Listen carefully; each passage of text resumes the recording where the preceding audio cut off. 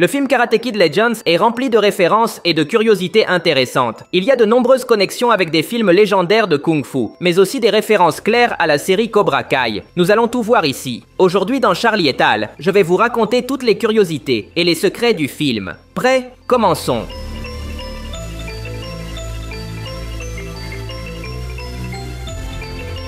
La scène post-générique nous a surpris avec le caméo de Johnny Lawrence, le légendaire sensei de Cobra Kai. Cette scène établit une connexion claire avec la série Cobra Kai. Rappelons que officiellement, Karate Kid Legends se situe 3 ans après la fin de la série. Dans le dernier épisode, Daniel et Johnny deviennent de grands amis et partagent les élèves de leur dojo. Cette amitié se reflète dans la scène post-générique. Lorsque Daniel est parti à New York, il a sûrement laissé Johnny s'occuper de la maison de Miyagi. Li Fong enseigne à Victor une technique de combat très puissante. C'est le coup de poing d'un pouce, qui permet de faire tomber un adversaire en lançant un coup de poing depuis une distance très courte. La technique appartenait au légendaire Bruce Lee, icône mondiale du Kung Fu. Bruce Lee a démontré le fonctionnement de cette technique lors d'exhibitions, prouvant qu'elle fonctionne réellement dans la vie. Le coup de poing d'un pouce a été référencé dans des dizaines de films au fil des ans. Lorsque Monsieur Han rend visite à Daniel LaRusso, on peut voir la maison de Miyagi. Cette maison est exactement identique à celle des films originaux de Karate Kid. En fait, si on regarde les deux images, on remarquera qu'il y a même les mêmes voitures que Miyagi possédait dans le passé. On peut notamment noter le classique Ford convertible de 1947, qui est apparu aussi bien dans les films Karate Kid que dans la série Cobra Kai. Dans la maison de Daniel, on peut voir une photo de Miyagi, et en dessous, on remarquera qu'il y a un tambour à main. C'est le même tambour que Miyagi a utilisé dans Karate Kid 2 pour enseigner une leçon à Daniel. La technique du tambour lui a servi à vaincre Chozen. Dans la scène post-générique, on voit que Johnny Lawrence boit dans une bouteille très particulière. C'est la même marque de bière qu'il boit dans Cobra Kai. La bouteille est identique. Les plus grands fans de Cobra Kai l'auront sûrement remarqué immédiatement. Ce détail confirme totalement la connexion entre la série et ce film. Au début de l'histoire, on voit que Monsieur Han possède son propre dojo de Kung Fu. Et ici, de nombreux élèves font l'entraînement consistant à mettre et enlever leur veste. Cette routine a été utilisée par Monsieur Han avec Dre Parker dans le film Karate Kid de 2010. Maintenant qu'il est un sensei respecté en Chine, il continue d'utiliser cette technique avec ses nouveaux élèves. Quand Lee affronte les collecteurs venus chercher Victor, on peut remarquer quelque chose d'intéressant dans son style de combat.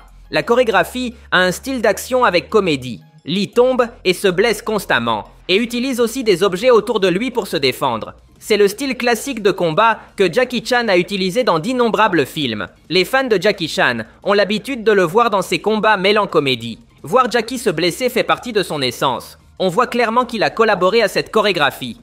Monsieur Han demande à Lee de faire un entraînement très particulier. Le jeune garçon doit se suspendre la tête en bas, puis remonter, pour effectuer le mouvement de mettre et d'enlever la veste. La routine est très similaire à un entraînement que Jackie Chan a fait dans sa jeunesse pour le film Drunken Master de 1978. Les mouvements du corps et des mains sont très semblables. C'est le film qui a lancé Jackie Chan à la célébrité, donc il était logique qu'on y voit une référence.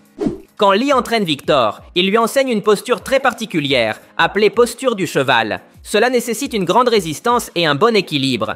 Cette technique est apparue dans de nombreux films classiques d'arts martiaux, mais on a aussi pu la voir dans Drunken Master. On y voit un jeune Jackie Chan puni par son maître en utilisant cette posture. Mais pour Jackie, c'était encore plus difficile, car il devait maintenir la posture tout en équilibrant des assiettes en céramique. Et on lui avait même placé un pieu en dessous, pour l'empêcher de se baisser. L'acteur Ralph Macchio participe à Karate Kid Legend à l'âge de 63 ans, mais il paraît vraiment jeune. C'est encore plus intéressant si l'on considère que Pat Morita n'avait que 52 ans lorsqu'il a interprété le légendaire Monsieur Miyagi dans Karate Kid 1. Autrement dit, Ralph est maintenant plus âgé que ne l'était Pat Morita à l'époque. Ralph Macchio a définitivement trouvé une fontaine de jouvence. Connor Day se présente comme le grand rival du film. Il se distingue par son attitude arrogante, sa coiffure en queue de cheval et son grand style de combat spécialisé en coups de pied. Il ressemble en gros à une version jeune de Terry Silver, le légendaire méchant de Karate Kid 3. L'apparence et l'attitude des deux sont similaires. Et bien sûr, il partage ce talent unique pour les coups de pied. Quand Monsieur Han rencontre Daniel, on voit le Karate Kid porter une veste avec 2 poches devant. Elle ressemble beaucoup à la veste que Daniel a portée à la fin de Cobra Kai. Ceux qui ont vu la fin de la série savent que celle-ci se termine avec Daniel et Johnny ensemble dans un restaurant. La veste que Daniel porte dans cette scène est identique. Rappelons-nous qu'officiellement, Karate Kid Legends se déroule 3 ans après la fin de Cobra Kai, donc il n'est pas rare de voir ce genre de connexion. Pendant le festival de San Gennaro, Lee reçoit une terrible surprise, en voyant Connor et Mia se comporter de façon assez affectueuse. C'est une référence claire à Karate Kid 1. Je parle de la scène classique où Daniel découvre Johnny en train d'embrasser Ali, ce qui lui brise le cœur. Bien sûr, dans les deux cas, tout s'est révélé être un malentendu. Ali n'a jamais voulu rester avec Johnny, il l'a forcé. Et dans le cas de Mia, elle a finalement rejeté l'invitation de Connor. Au début du film, la mère de Lee offre une casquette à Monsieur Han. Cela semble être une référence à Karate Kid de l'année 2010. Dans ce film, Monsieur Han aimait porter une casquette, et cela faisait partie intégrante du style de son personnage. Apparemment, il conserve encore ce goût. Pour faire le lien avec la curiosité précédente, lorsque Monsieur Han se faufile dans la maison de Lee, on peut le voir porter une casquette pour cacher son identité. Une fois de plus, cela nous rappelle son apparence dans le film de 2010. Quand le méchant Connor Day rencontre Lee, il le surprend avec un coup à l'œil. Notre protagoniste finit avec un gros bleu, qu'il essaie de cacher à sa mère. Mais elle finit par le découvrir. C'est identique à ce qui est arrivé à Daniel San dans Karate Kid 1. Dans cette histoire, Johnny lui a aussi laissé un œil au beurre noir, et Daniel a aussi essayé de le cacher à sa mère. Bien sûr, la femme s'en est rendue compte, tout comme la mère de Lee. Pendant le tournoi, il y a un moment très amusant où Jackie Chan frappe un voyou avec ses fesses. Ce n'est pas une attaque au hasard, c'est une autre référence au film légendaire Drunken Master. C'est le style de combat de Mademoiselle O, la femme ivre. C'est ça, le cinéma mes amis.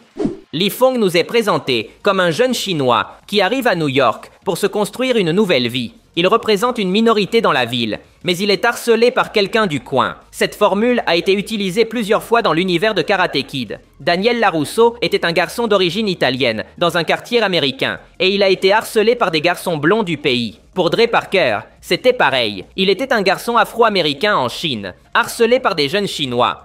Lee Fong bat son rival avec un coup de pied tournoyant que lui a enseigné son frère. Encore une fois, la technique principale du film est un coup de pied. Dans Karate Kid 1, Daniel a vaincu Johnny Lawrence avec le coup de pied de la grue. Et dans le film de Jaden Smith, Dre Parker a utilisé un coup de pied volant. L'intrigue de Lee Fong donnant des cours de chinois à Mia semble être une référence au film Karate Kid de l'année 2010. Dans cette histoire, Dre Parker essayait d'apprendre le chinois avec Mei Ying, qui était son intérêt amoureux. Malheureusement, il a été interrompu par le harcèlement de Cheng. Par contre, Lee a réussi à apprendre beaucoup de mots à Mia, qui a même fini par parler en phrases complètes. C'est tout pour aujourd'hui. Si vous avez aimé la vidéo, cela m'aiderait beaucoup que vous laissiez un like. Ce serait légendaire. De plus, n'oubliez pas de vous abonner pour voir plus de vidéos comme celle-ci. Merci de m'avoir écouté. Je m'appelle Charlie et on se voit dans le futur.